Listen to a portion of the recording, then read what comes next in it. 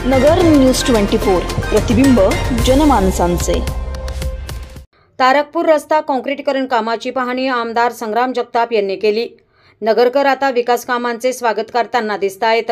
आमदार संग्राम जगताप महायुती सरकारच्या माध्यमातून शहर विकासासाठी मोठा निधी प्राप्त झाला असून शहरातील विविध डीपी रस्त्यांची कामे सुरू आहेत।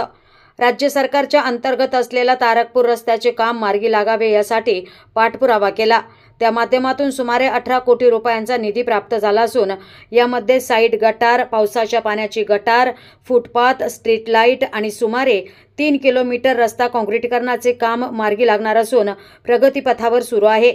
शहरामध्ये फिरत असताना नागरिक आता विकास कामांची चर्चा करू लागले आहेत। पहिल्यांदाच एवढा मोठा निधी शहर विकासाला मिळाला असून नगरकर विकास कामांचे स्वागत करताना दिसत असल्यामुळे केलेल्या कामाचे समाधान मिळत आहे। नियोजनबद्ध कायमस्वरूपीची दर्जेदार विकास कामे मार्गी लागत असल्याचे प्रतिपादन आमदार संग्राम जगताप यांनी केले। तारकपूर रस्ता काँक्रीटीकरण कामाची पाहणी आमदार संग्राम जगताप यांनी केली। यावेळी भरत पवार, अधिकारी वर्ग व ठेकेदार उपस्थित होते। प्रतिनिधी निलेश आगरकर, नगर न्यूज 24, अहमदनगर।